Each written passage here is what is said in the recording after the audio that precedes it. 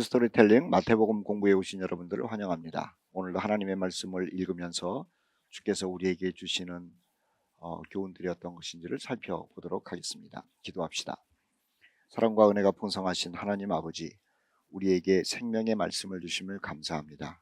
이스라엘 백성들이 하나님이 주시는 만나를 먹으면서 가나안을 향해서 간 것처럼 오늘 우리들도 하나님의 말씀을 먹으면서 천국을 향해서 잘 가게 하여 주시고 또 건강한 신앙생활 하도록 축복하여 주시옵소서. 예수님의 이름으로 기도합니다. 아멘. 오늘은 마태복음 16장 1절 말씀부터 12절까지 말씀을 네모를 치고 공부를 하도록 하겠습니다. 마태복음 16장 1절부터 12절입니다. 12절. 자, 그 가운데 1절 말씀부터 4절까지의 말씀을 먼저 네모를 치죠. 자, 16장 1절부터 4절까지 네모를 쳤는데 바리새인 를 해놓으시죠. 바리새인과 사두개인들.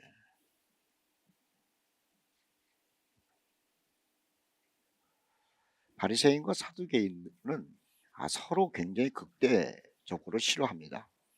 바리새인이라고 하는 사람들은 학자이고요.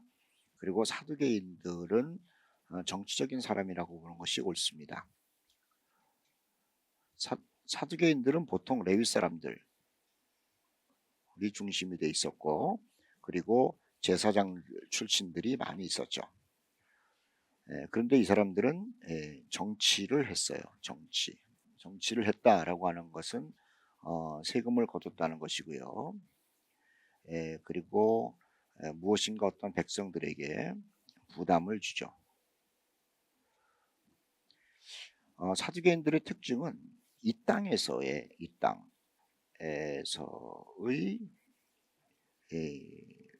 정복입니다. 그래서 사두개인들에게는 부활이라는 것이 없습니다. 반면에 바리새인들은 부활이 있어요. 이들은 영생이라는 것을 믿죠. 그런데 영생을 믿는데 이것은 개인적 영생입니다. 개인적. 사두개인들은 좀 달라요. 사두개인들은 부활을 믿지 않는 대신에 자손들이 세상을 다스리는 거예요. 여기는 개인적으로 다시 살아나서 영생을 한다는 것이라면, 사두개인들은 자신은 죽더라도 자손들이, 그리고 또 자손들이 그래서 자신의 가문이 세상을 다스리는 것을 추구하죠. 그 사두개인들이랑 바리새인들은 이 생각 자체가 다르죠. 그리고 성경을 보더라도 사두개인들은 다스림이라고 하는 말에 굉장히 관심을 많이 둡니다. 통치죠. 근데 바리새인들은 행위입니다. 이 사람들은 율법 중심인 사람들이에요. 그래서 바리새인과 서기관은 사두개인들은 굉장히 다릅니다. 달라요. 그런데 이 둘이 합해지지 않는 성격의 사람들이었는데, 지금 16장 1절 말씀에 보면은 사두개인과 바리새인들이 이제 합심을 하기 시작해요. 합심. 이게 참 재밌는 거죠. 무엇 때문에 합심을 하느냐 하면은 예수 그리스도를 대적하는 일에 있어서 합심을 하는 겁니다. 자, 보시면은 예수님은 바리새인들의 가르침을 전적으로 반박을 합니다. 그리고 사두개인들의 통치인 세상 통치가 아니고 하나님 나라의 통치를 얘기를 하죠. 천국을 얘기를 하는 거예요. 그러니까는 예수님은 사두개인들에게도 못마땅한 것이고 바리새인들에게도 못마땅한 거죠. 그러니까는 예수님을 못마땅하는 두 그룹이 이제 연합해가지고 예수님을 공격하는 이야기가 진행되고 있죠. 자, 바리새인에게도 예수님은 얘기를 한 겁니다. 나는 하늘로부터 와가지고 진리를 이야기한다. 또 사두개인들에게도 얘기하기를 하나님의 나라의 통치에 대해서 이야기를 하니까, 그러니까는 너는 네가 하늘로부터 왔다는 것에 대하여 증거하라는 거예요. 증거. 그것이 16장 1절에 나오는 거죠. 바리새인과 사두개인들이 와서 예수를 시험하여 하늘로부터 오는 표적 보이기를 청한다라는 거예요. 내가 하늘로부터 왔다. 그래서 내가 가르치는 것은 하늘에 대한 가르침이고 율법에 대한 하늘의 해석이다. 또 하나님의 통치를 얘기를 한다라고 얘기를 하니까는, 그렇다면 네가 하늘로부터 왔다라고 하는 그 증거를 대라, 이렇게 얘기를 하는 것이죠. 그때 예수께서 하시는 말씀이 있습니다. 2절, 예수께서 대답하여 이르시되 너희가 저녁에 하늘이 붉으면 날이 좋겠다 하고 아침에 하늘이 붉고 흐리면 오늘은 날이 굳겠다 하나니 너희가 날씨는 분별할 줄 알면서 시대의 표적은 분별할 수 없느냐. 자, 거기다가 줄 그어놓으세요. 시대의 표적. 시대의 표적. 자, 이건 조금 이따 한 번 더 설명하고요. 자, 사람들은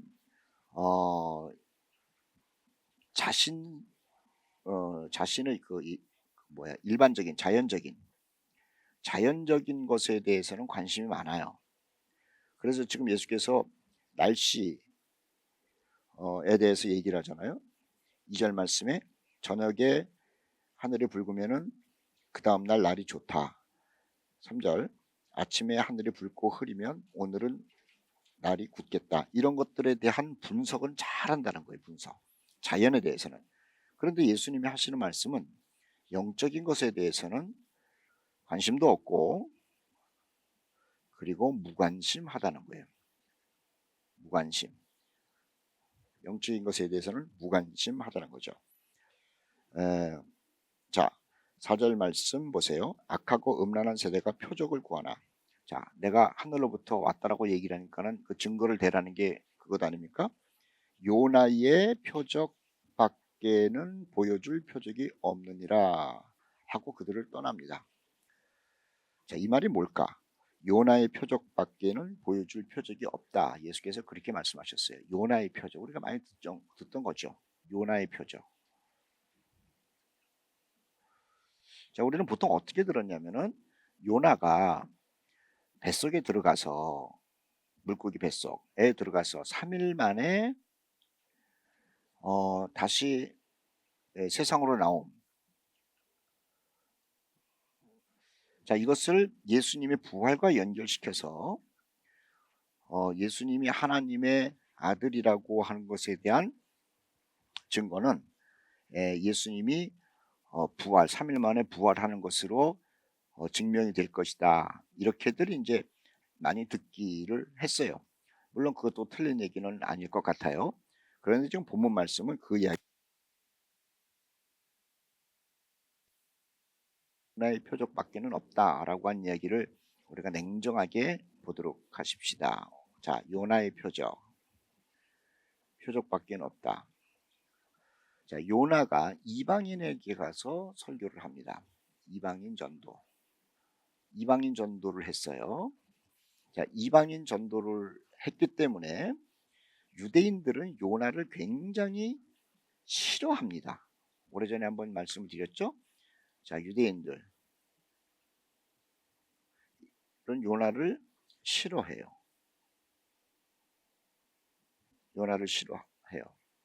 그렇다고 그래서 요나가 이방인들에게 전도를 했다 그래가지고 요나를 선지자 아님이라는 말을 아무도 하지 않잖아요. 아무도 하지 않아요.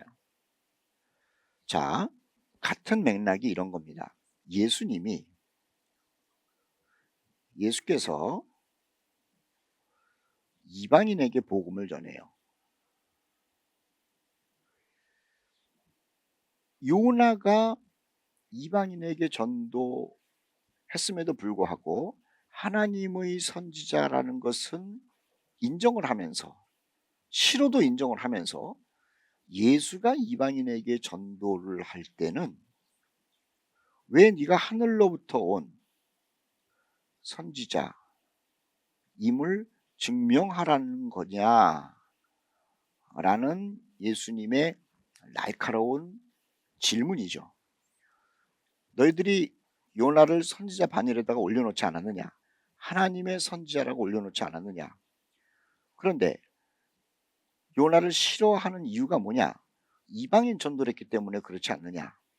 자, 이렇게 보시고, 자, 내가 이방인에게 설교를 하는 걸 너희들이 싫어한다. 요나가 이방인에게 설교한 것을 싫어한 것처럼, 그래서 저들을 회개시켜서 구원받게 한 것을 너희들이 싫어한 것처럼, 내가, 예수가 이방인에게 복음을 전해서 회개시켜서 구원받게 하는 것을 싫어한다. 이건 같은 거예요. 자, 요나가 이방인에게 설교를 해서 구원시켰다 그래가지고, 그래서 싫다 그래가지고 하나님의 선지자로 인정 안 하는 건 아니지 않느냐? 그래도 인정하지 않느냐? 내가 이방인에게 설교한 것이 싫다 그래도 왜 요나는 선지자로 인정하고 나는 선지자라고 하는 것을 증명하라고 하느냐?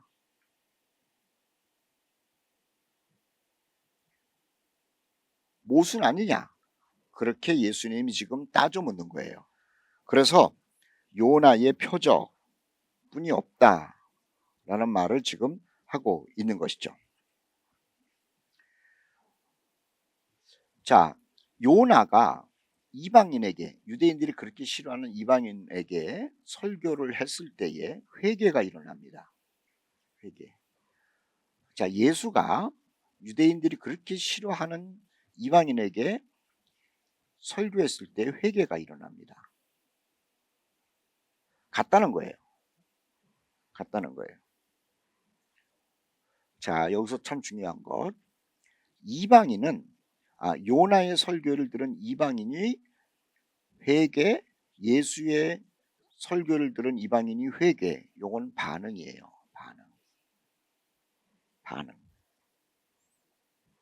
반응이에요. 반면에 유대인들은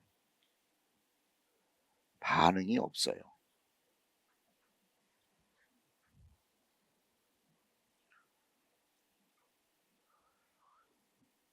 자, 요나 시대로 돌아갑시다. 요나 시대에 이스라엘 백성들이 있었죠. 이스라엘 백성들에게 아모스, 호세아 뭐 등등이 설교를 했는데 반응이 없었어요.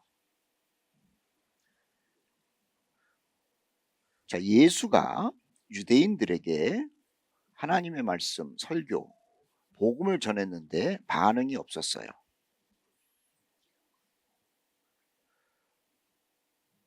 자, 유대인들은 그랬는데 이방인들은 말씀을 듣고 반응이 있었어요. 요나 때. 예수 때도 이방인들은 말씀을 듣고 반응이 있었어요. 이게 구원이라는 거예요. 구원.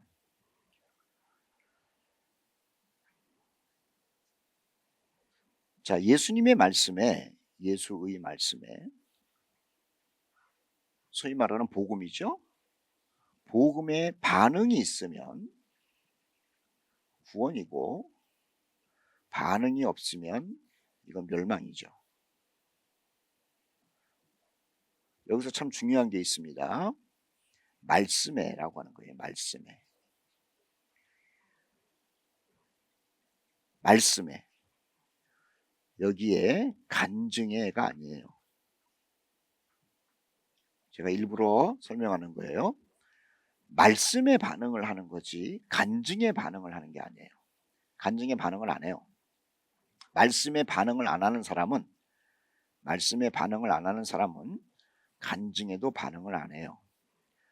자, 말씀에 반응 안 하는 사람이 간증에도 반응 안 한다라고 하는 것을 예수님이 누가복음 16장 31절 말씀에 알려주셨어요. 자, 누가복음 16장은 부자와 나사로 이야기인데 그때 이렇게 얘기를 하죠. 성경에 죽은 사람이 살아난다 하더라도 모세와 선지자의 글을 받아들이지 않은 사람은 죽은 사람이 살아난다 하더라도 그 말을 믿지 않을 것이다 라고 예수님이 알려주신 말씀이 있어요. 그래서 간증에 반응하는 사람은 예수의 말씀에 복음에 반응한 사람이 간증에 반응하는 것이지, 내가 간증을 듣고 나서 판단을 한 후에 예수의 말씀을 받아들일지 받아들이지 않을지를 결정한다라고 하는 것은 거짓말이라고 하는 것이죠. 자, 어쨌든 간에 자 16장 4절 말씀에 악하고 음란한 세대, 이거는 여로보암 2세 때나 예수님 당시나 그렇게 죄가 많았다는 거예요. 그리고 사람들은 내가 안 믿으려고 그러는 것이 아니라 표적을 보여달라고 그렇게 얘기를 한다는 거죠. 그런데 표적은 뭐냐? 요나의 표적뿐이 없다. 예수께서 그렇게 말씀하시고 저들과는 소통이 안 되니까는, 말이 안 되니까는 그냥 그 자리를 떠나가십니다. 자, 그 다음에 5절 말씀부터 12절까지의 말씀을 봅시다. 5절부터 12절까지 보면 제자들이 건너편으로 갈새 떡 가져가기를 잊었다. 자, 지금 바리새인과 서기관과 예수님과 실갱이를 한번 벌렸어요. 이 말은 너희들은 요나의 행적은 받아들이고 나 예수의 행적도 똑같은데 안 받아들이고, 즉 유대인들의 모순을 지적한 거죠. 그러니까 자기들 마음대로라고 하는 거예요. 그러니 저런 사람들과는 얘기가 안 되니까는 예수님이 떠나서 가십니다. 5절에 제자들이 건너편으로 갈새 떡 가져가기를 잊었더니 예수께서 이르시되 삼가 바리새인들과 사두개인들이 누룩을 주의하라. 자, 지난번에 공부할 때에 사두개인들의 누룩, 이것이 헤롯의 누룩과 같은 맥락이라고 말씀을 드렸어요. 그것이 아마 마가복음 8장 15절에 나오죠. 왜 헤롯의 누룩이라고 마가복음에서 얘기를 했냐면은 사두개인들의 누룩을, 사두개인들이 헤롯과 손잡고 정치하고 있기 때문에 그래요. 조금 전에 얘기를 하지 않았습니까? 사두개인들의 추구하는 것은 정치적인 것이라고. 자, 어쨌든 6절 말씀에 사두개인 삼가 바리새인과 사두개인들의 누룩을 주의하라. 자, 여기서 누룩이라고 하는 것은 1차적으로 가르침입니다. 가르침의 이유가 뭐냐는 거예요. 자, 가르침의 이유가 인생을 변화시킴이냐, 자, 가르치는 것으로 세뇌시켜서 세력 확장이냐.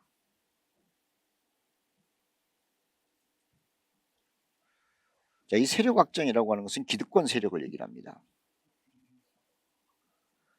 자, 가르침이라고 하는 것은 한 인생을 변화시키는 거죠. 어두움에서 밝음으로, 또 부정적인 것에서 긍정적인 것으로, 불신에서 믿음으로 이렇게 바꿔주는 거예요. 그런데 사두개인들과 바리새인들의 가르침은 자신들의 교리를 가르침으로 기득권 세력을 확장하는 것이었다는 거예요. 누룩이라고 하는 것은 뻥튀기 튀기는 거잖아요. 뻥튀기 이렇게 계속해서 늘어나는 거잖아요. 저들의 가르침의 목적이 세력 확장이라는 거예요. 아주 예수님은 날카로운 일인 거죠. 자, 계속해서 봅시다. 6절 예수께서 이르시되 삼가 바리새인과 사두개인들의 누룩을 주의하라 하시니 제자들이 서로 의논하여 논의하여 이르되 우리가 떡을 가져오지 아니하였도다 하거늘. 제자들이 지금 졸고 있었던 거예요. 뭔 말 하는지 모르는 거죠. 그러니까 먹을 것 타령하고 있는 것이고, 8절 말씀에 예수께서 아시고 아유 이 정신 나간 놈들아 그렇게 얘기를 하는 겁니다. 믿음이 작은 자들아 어찌하여 떡이 없으므로 서로 의논하느냐. 자, 여기서 참 재밌는 게 있습니다. 예수님의 12제자예요. 예수님의 12제자는 항상 다급한 현실 문제에 급급한 사람들이었다는 거예요. 다급한 현실 문제. 미래를 볼 줄 모르죠. 미래 못 봐요. 그러니까 항상 문제가 부딪히고 나면은 지금의 문제로 말미암아 걱정하고 좋아하고 그래요. 지금의 문제가 걱정하고 좋아하고 그렇게 거의 냄비 끓듯 그럴 문제가 아니라는 거예요. 왜냐하면 미래를 보는 사람은 지금 좋은 것이 무엇이고 지금 고통스러운 것이 무엇인지를 생각하죠. 이걸 생각해요. 그런데 12제자는 아직까지도 현실 문제에 급한 거예요. 배고프면 그냥 배고프다 떡 걱정하는 거예요. 그래서 답답한 거예요. 그런데 이들이 부활을 체험하고 예수님 승천하신 다음에 성령 체험한 다음에는 현실의 문제를 가지고 아동바동 된 적이 없죠. 항상 저 멀리 미래를 바라봅니다. 그래서 지금 감옥에 갇혔어도 여유가 있고 또 지금 무엇인가 잘 될 때에 복음 전하는 일에 촐싹되지 않고 아주 즐거운 마음으로 침착하게 잘 전하는 모습이 사도행전 가운데 나타나고 있는 거예요. 자, 어쨌든 간에 지금 예수님의 제자들 변화되지 않은 모습들을 우리가 잠깐 보고 이야기를 한 겁니다. 그래서 8절 말씀에 예수께서 말하기를 답답한 존재라는 거예요. 세상 지금 당장 문제만 의논하고 있으니까는. 그리고 또 하나의 그 제자들의 문제라고 하는 것은 뭐냐면은요. 자꾸 잊어먹어요. 있는 성격, 있는 성품이라고 그래야 되나? 자꾸 잊어먹어요. 예수님이 이것을 지적한 거죠. 먹는 문제가 현실적인 문제인데 예수님은 현실적인 먹는 문제를 항상 해결해 주시곤 했어요. 그런데 예수께서 해결해 주신 그것을 금방금방 잊는다는 거예요. 9절 말씀. 너희가 아직도 깨닫지 못하느냐. 떡 5개로 5,000명을 먹이고 죽은 것이 몇 바구니며 떡 7개로 4,000명을 먹이고 죽은 것이 몇 광줄이었는지를 기억하지 못하느냐. 그렇게 얘기를 하는 거예요. 대체 어떻게 너희는 그렇게 금방금방 잊고 사느냐라고 하는 거죠. 우리 그리스도인들이 늘 기억해야 되는 것이 받은 은혜를 셀 줄 알아야 돼요. 받은 은혜. 받은 은혜. 이 받은 은혜, 이거 과거죠. 과거의 은혜들을 생각하는 사람들은 지금 그 믿음이 유지돼요. 그런데 과거에 받은 은혜들을 잊으면 지금 믿음이 다시 바닥으로 떨어진다는 거예요. 이스라엘 사람들에게 하나님께서 늘 강조하시고 또 강조하신 것이 뭐냐면은 기념비를 세우라 그랬죠. 기념비. 이것을 보고 하나님을 기억하라는 거예요. 하나님 기억. 하나님을 기억하라는 것은 뭐냐면은 믿음의 긴장을 계속하라는 거죠. 근데 이게 기념비가 없으면은 잊어요. 그래서 이스라엘 사람들이 사사기 말씀에 그게 잘 나오죠. 사사기. 다음 세대들은 하나님께서 광야에서 조상들에게 하신 일이 뭔지를 몰랐다라는 거예요. 몰랐다. 과거를 모른 거예요. 즉 하나님의 은혜를 모른 거예요. 그러니까는 믿음이 다시 바닥으로 가는 거죠. 지금 제자들이 어쩌면 자기 조상들이 한 그러한 까마귀 고기 같은 행동을 하냐는 거예요.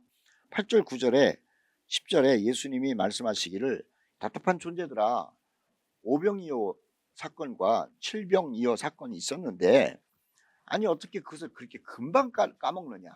그러니까 믿음이 오병이어 있기 전과 또 오병이어 사건이 있을 때와 그리고 오병이어 사건이 지나고 지금과 이게 계속해서 그래프가 그냥 올라갔다 내려갔다 올라갔다 내려갔다 그러는 거예요. 과거를 기억하지 못하기 때문에 그렇죠. 또 하나는 과거를 기억 안 하기 때문에 그래요. 안 하기.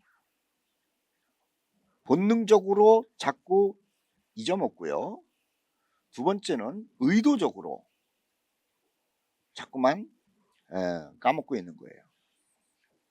자, 우리도 신앙생활 할 때 마찬가지입니다. 받은 은혜를 기억하면 돼요. 받은 은혜. 이거 좀 다른 얘기입니다만은 부모님과의 관계도 그렇죠.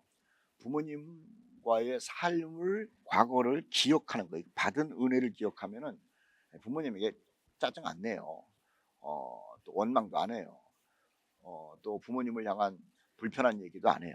그런데 부모님이 엄청나게 많은 은혜를 베풀어 줬는데 그거는 있고 지금만 바라보고 나니까는 부모님께 말을 함부로 하기도 하고 투덜대기도 하고 감사할 줄 모르고 그렇게 되는 거죠. 사람 관계도 마찬가지입니다. 누군가를 만났을 때 내가 저분에게 참 은혜를 많이 받았네. 이런 은혜도 받고 저런 은혜도 받고 그렇게 생각을 해야 되는데 지금 그 은혜를 기억 안 하니까는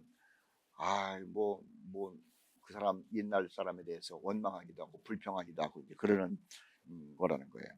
자, 어쨌든 간에 보십시다. 은혜를 기억할 줄 아는 사람이 되어야 되는데 제자들이 그렇지 못한 것이 안타까운 거죠. 자, 예수님께서는 제자들에게 교훈을 줍니다. 11절. 어찌 내 말한 것이 떡에 관함이 아닌 줄을 깨닫지 못하느냐. 자, 예수님은 늘 육신적인 것을 목표로 해서 말씀하지 않는다는 거예요. 그런데 제자들은 항상 예수님과 육신적인 것과 연결을 시키려고 그러는 거예요. 예수님으로부터 먹는 것, 예수님으로부터 관료가 되는 것, 예수님으로부터 출세하는 것, 예수님으로부터 행복한 것, 이런 걸 생각하는 거예요. 그런데 예수님은 나로부터 먹는 것, 나로부터 출세하는 것, 나로부터 성공하는 것, 이런 걸 말씀하시는 것이 아니라 나를 통하여 진리를 배우라는 거죠. 자, 11절 말씀 보세요. 어찌 내 말한 것이 떡에 관함이 아닌 줄을 깨닫지 못하느냐. 답답하다는 거예요. 왜 이렇게 육신적인 것만 생각하는 거냐. 내가 얘기하는 건 지금 영적인 것을 얘기하는 것이다. 진리를 얘기하는 것이다. 그리고 너희의 생명을 살려주기 위한 것이다. 그 말을 하는 거죠. 내가 지금 얘기하는 떡은 바리새인들의 누룩, 이걸 조심하고 사두개인들의 누룩을 조심하라는 거다. 너희들은 떡을 요구하고 있을 때 그들은 가르침을 통해 가지고 너희들의 마음을 빼앗는 일을 하고 사람들의 마음을 빼앗는 일을 하니까는 저들의 가르침, 저들의 교훈을 조심해야 된다. 왜 이걸 모르느냐? 이렇게 말씀하시는 거예요. 자, 12절. 그제서야 제자들이 떡의 누룩이 아니요 바리새인과 사두개인들의 교훈, 거기 동그라미 넣으십시오. 교리입니다. 교리라고 하는 거예요. 사람들은 이 교리에 대해서 별로 중요하게 생각 안 하죠.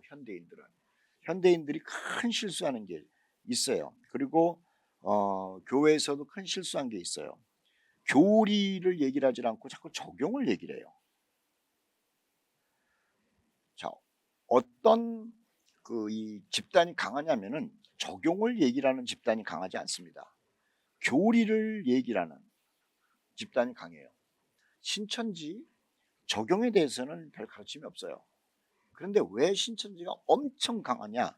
저들의 교리가 완전히 이 정형화가 돼가지고 신천지에 들어가 있는 사람들 머릿속에는 이 철기둥처럼 돼 있는 거죠.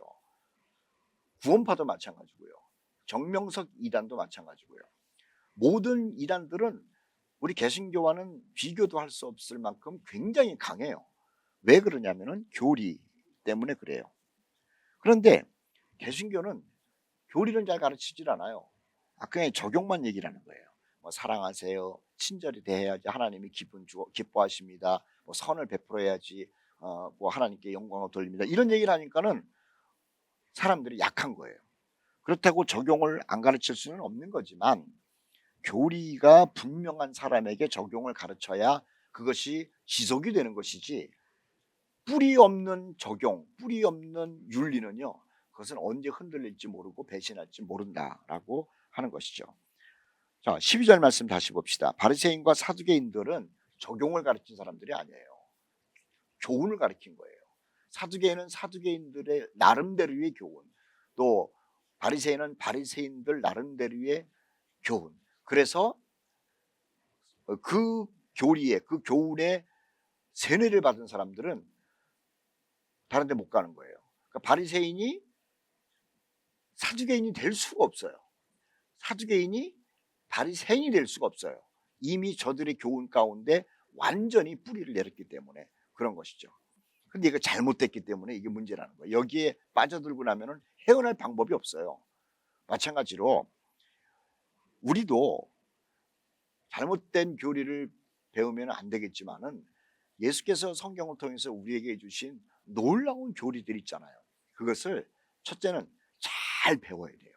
잘 배워야 돼요.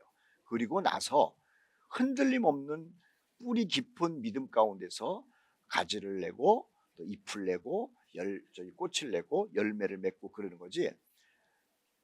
성경적인 교리 없이 그냥 아름다운 꽃만 맺으려고 그러면은 바람 불고 비 오고 나면은 다 떨어지고 흔들려서 망하고 만다는 거죠.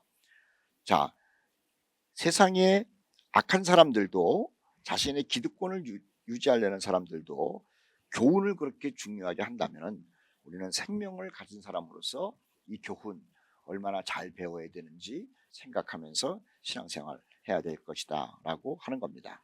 자, 오늘은 여기까지 공부를 합니다. 요나의 표적 한번 생각해 보시고요. 우리는 어떤 교훈을 지금 뿌리 깊이 내리고 있는지를 생각하면서 우리의 신앙을 굳건히 하시길 바랍니다. 다음 시간에 만나도록 하겠습니다. 감사합니다.